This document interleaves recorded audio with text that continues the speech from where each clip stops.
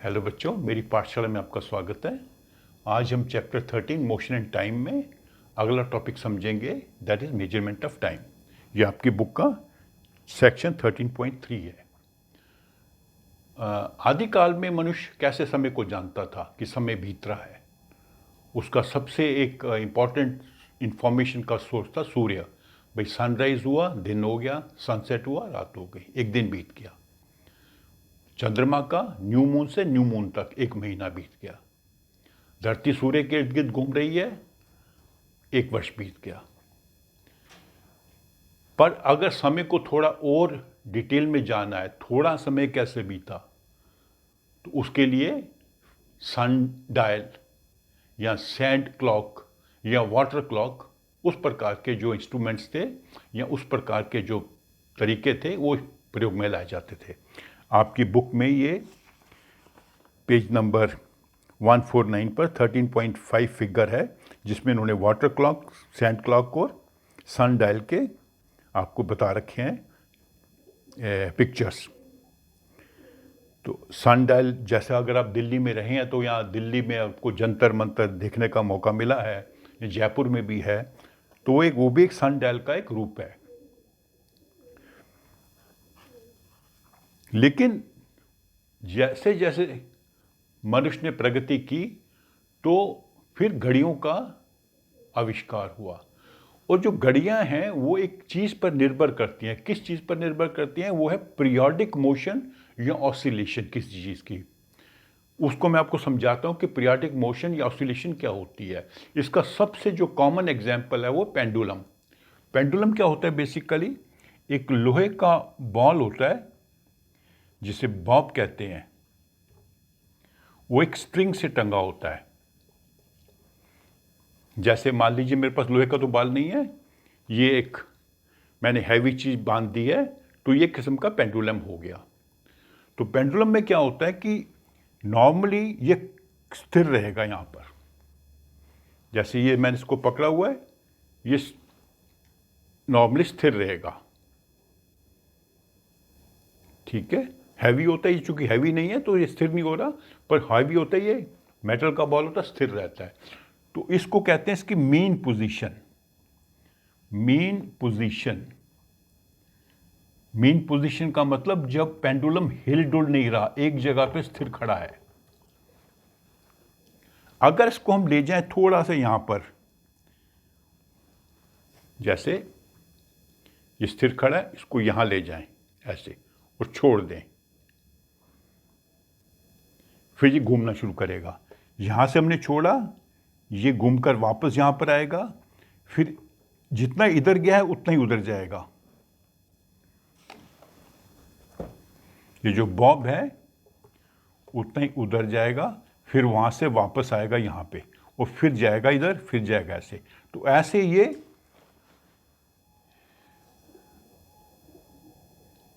एक periodic movement है। Periodic movement मतलब इसका एक टाइम पीरियड फिक्स्ड है, वो मैं बताऊंगा कैसे फिक्स्ड है, और एक मेन पोजीशन के आसपास घूम रहा है। ये जो मेन पोजीशन है इसके आसपास घूम रहा है, ऐसे घूमेगा, ऐसे जाएगा, फिर ऐसे आएगा, फिर ऐसे घूमेगा, ऐसे जाएगा, ऐसे आएगा। तो इसको कहते हैं पीरियोडिक मूवमेंट या ऑसिलेशन। दो वर्ड है इसके लिए, पीरियोडिक मूवमेंट या ऑसिलेशन।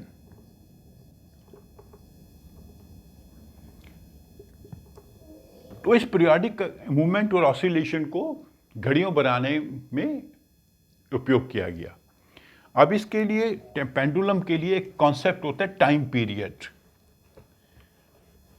घड़ियों में इसका प्रयोग कैसे हुआ, क्यों हुआ?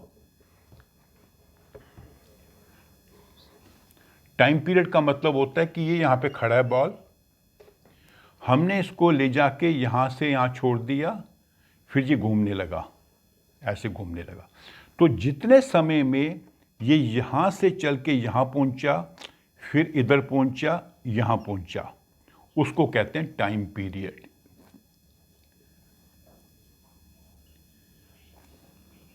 तो यहां से हम टाइम नोट कर सकते हैं। दूसरा तरीका क्या है नोट करने का टाइम?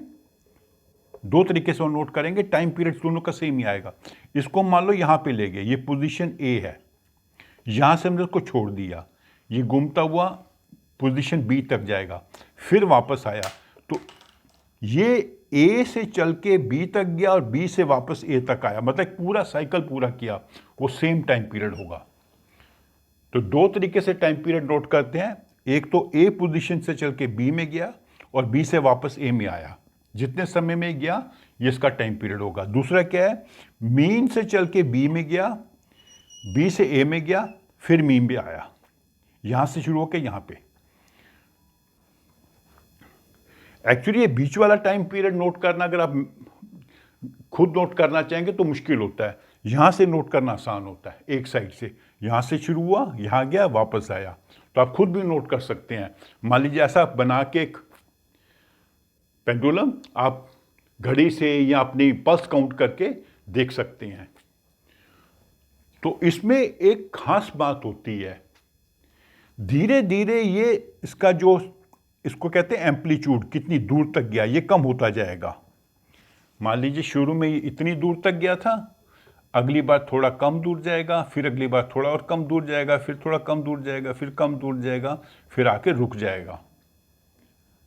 तो लेकिन जितना टाइम यहाँ पे लगा उतना टाइम यहाँ लगेगा, उतना ही टाइम यहाँ लगेगा, उतना ही टाइम यहाँ लगेगा, उतना ही टाइम लगेगा, इसका टाइम चेंज होगा।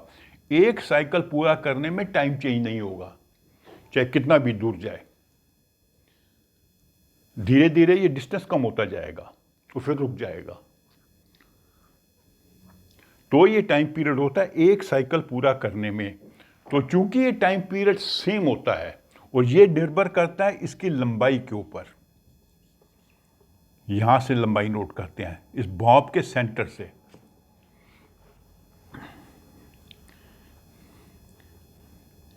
ये जो बॉल है इसके सेंटर से यहां तक लंबाई नोट करेंगे, इस लंबाई पे निर्भर करेगा टाइम पीरियड। तो अगर मान लीजिए दो पेंडुलम लेते हो, एक कितना छोटा है एक इतना बड़ा है, चाहे दोनों का वजन सेम हो, वजन से फर्क नहीं पड़ेगा, सिर्फ इस लंबाई पे फर्क पड़ेगा। इसका टाइम पीरियड अलग होगा, इसका टाइम पीरियड अलग होगा, पर ये एक फिक्स्ड रेट पर ऑसिलेट करता रहेगा, फिक्स्ड टाइम पीरियड पर ऑसिलेट करता रहेगा। टाइम पीरियड चेंज नहीं होगा, चाहे इसका अलग हो इसका अलग हो, पर इसका भी चेंज नहीं होगा, इसका भी चेंज नहीं होगा। इस प्रॉपर्टी को यूज करते हैं घड़ियां बनाने में। क्या प्रॉपर्टी है कि पेंडुलम का जो टाइम पीरियड है, एक पेंडुलम का टाइम पीरियड चेंज नहीं होता। उसको अगर हमने चेंज करना है तो उसकी लंबाई हमें चेंज करनी पड़ती है, स्ट्रिंग की। तो इस प्रॉपर्टी को उपयोग में लाकर घड़ियां बनाई गई। शुरू में घड़ियों में होते थे पेंडुलम, फिर बाद में वो पेंडुलम हट गए, रिस्ट वॉच आ गए, इसमें हम उसको वाइंड करके चाबी देके चलाते थे। उसके अंदर भी एक छोटा सा डायल लगा होता था, स्प्रिंग सा, जो घूमता रहता था, ऐसे बिल्कुल ऐसे रोटेट करता रहेगा, वाइब्रेट करता रहेगा, ऑसिलेट करता रहेगा। और इवन जो आजकल की घड़ियां जिसमें क्वार्ट्स क्लॉक जिन्हें कहते हैं, जिनमें कोई मैकेनिकल पार्ट्स नहीं होते, उस क्वार्ट्स में भी ऑसिलेशन होती है। वो क्या ऑसिलेशन होती है वो बड़ी क्लास में जब आप जाओगे तब आपको समझाएंगे, पर बेसिकली हर क्लॉक में जो ऑसिलेशन का जो प्रॉपर्टी है वो यूज की जाती है। ऑसिलेशन भी कहते हैं जिसे, और जिसे पीरियोडिक मूवमेंट भी कहते हैं। पीरियोडिक मूवमेंट क्यों, मैंने बताया आपको कि उसका जो घूमने का या पूरा साइकिल पार करने का टाइम पीरियड फिक्स्ड होता है। क्लॉक में भी जो व्हील लगे होते हैं वो भी घूमते हैं, एक फिक्स टाइम पीरियड पे घूमते हैं, उनका टाइम पीरियड चेंज नहीं होगा। तो इस क्वालिटी को यूज करते हैं घड़ियां बनाने में।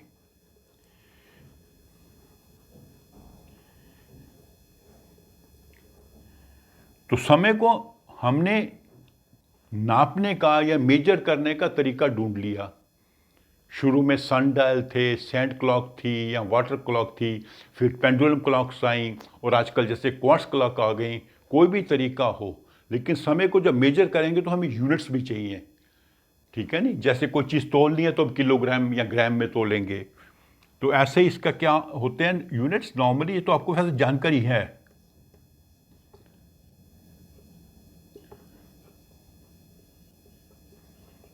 सिक्सटी सेकेंड्स में 1 मिनट बनेगा और 60 मिनट्स का 1 आवर बनेगा। 1 आवर में 60 मिनट्स और 1 मिनट में 60 सेकेंड।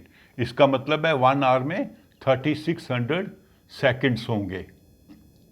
60 × 60 तो 1 आवर में 60 मिनट्स या 3600 सेकेंड्स होंगे। तो ये समय को हमने डिवाइड कर दिया ताकि हम समय को मेजर कर सकें। ठीक है, जैसे एक लड़का दौड़ता है 100 मीटर रेस, तो कितना समय लिया उसने 100 मीटर रेस कंप्लीट करने के लिए, तो नॉर्मली हम सेकंड्स में देखेंगे। 10 सेकंड है या 12 सेकंड है, या कोई और तेज धीरे दौड़ेगा सेकंड है, कोई और धीरे दौड़ेगा 15 सेकंड है। तो 100 मीटर में ये अलग अलग जो धावक हैं ऐसे दौड़ रहे हैं, कोई 10 सेकंड में दौड़ रहा है, कोई 12 सेकंड में दौड़ रहा है। तो हमें समय का अंतराल चाहिए जानने के लिए कि 100 मीटर कितनी देर में दौड़ा। हम कोई काम कर रहे हैं, हमने कितना समय लिया वो काम करने में। ठीक है, आपको मम्मी से या पेरेंट्स से अप्रूवल लेके जाते हो, हम खेलने जा रहे हैं, वो बोलेंगे जी आधा घंटा खेल कर आओ। तो हमें समय का अंतराल जानना होता है, टाइम पीरियड। तो टाइम पीरियड जानने के लिए या तो आवर्स में होगा या मिनट्स में होगा या सेकंड्स में होगा। ठीक है, तो मान लीजिए यहाँ से आपने आगरा जाना है तो आप टाइम आवर्स में बताओगे। भी आगरा जाना है तो आपको 6 घंटे लगेंगे, क्योंकि लंबा काल है, उसको मिनट्स में नहीं बताएंगे, सेकंड्स में नहीं बताएंगे। आपने पास के मार्केट में जाना है तो मेरे को 10 मिनट लगेंगे। ठीक है, तो और भी कोई जल्दी काम करना है, जैसे भागना है तो 10 सेकंड में भाग लूँगा, 15 सेकंड में भाग लूँगा।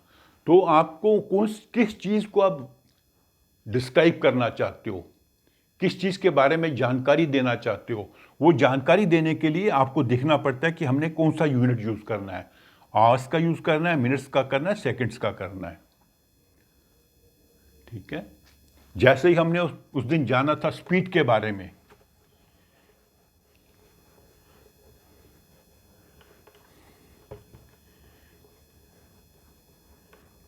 तो स्पीड मान लीजिए हमने कार की स्पीड नोट करनी है, तो हम आमतौर पे कहेंगे जी कार 40 किलोमीटर पर आवर चलती है या 50 किलोमीटर चलती है पर आवर।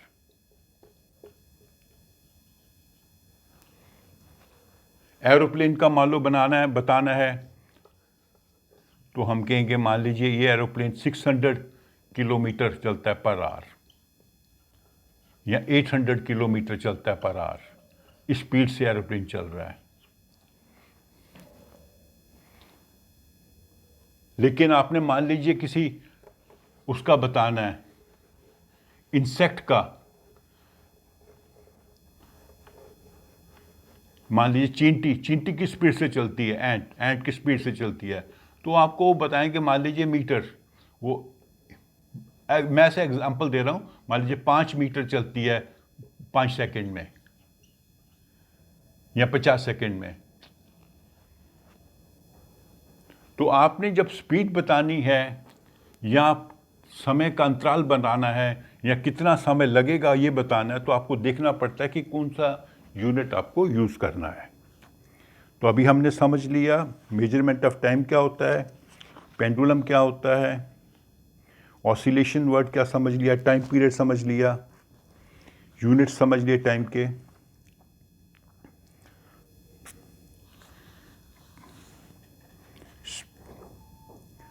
और स्पीड हम कैसे मेजर करते हैं ये भी मैंने आपको पिछले वीडियो में समझाया था।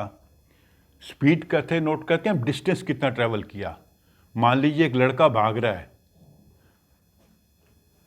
एक बॉय भाग रहा है, वो 1500 मीटर भागता है 10 मिनट में, तो उसकी स्पीड क्या होगी? 1500 को हम 10 से डिवाइड कर देंगे, 150 मीटर पर मिनट। 1 मिनट में 150 मीटर भागता है। या कार चलती है 400 किलोमीटर चलती है, 5 घंटे में चलती है, 5 घंटे में वो 400 किलोमीटर दूर पहुंच जाती है। पॉइंट ए से चली, पॉइंट बी पे पहुंची, ये 400 किलोमीटर दूर है और उसने 5 घंटे लिए कार ने, तो हम 400 divided by 5, 80 kilometre per hour उसकी स्पीड है।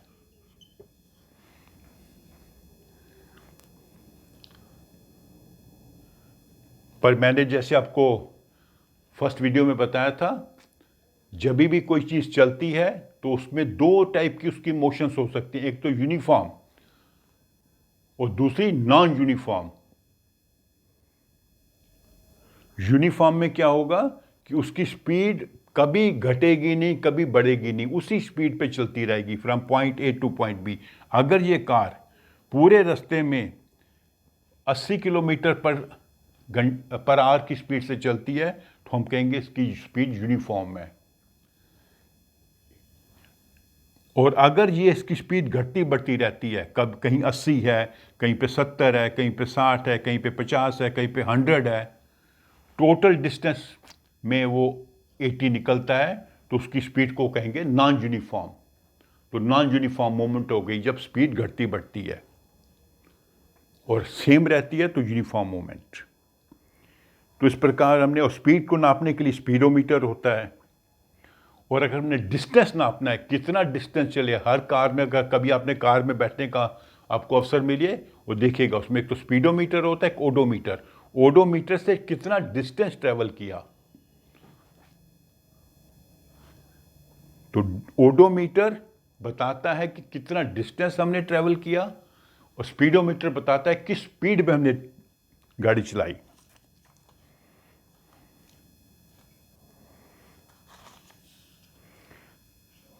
ठीक है, तो अगले क्लास में हम ये ग्राफ सीखेंगे जो इन्होंने आपको 13.5 में बना के दिखाए हैं। ठीक है, तो अगर आपको ये मेरी वीडियो अच्छी लगी है तो इसे आप लाइक करें, अपने फ्रेंड्स के साथ शेयर करें और मेरे चैनल को सब्सक्राइब भी करें। Thank you.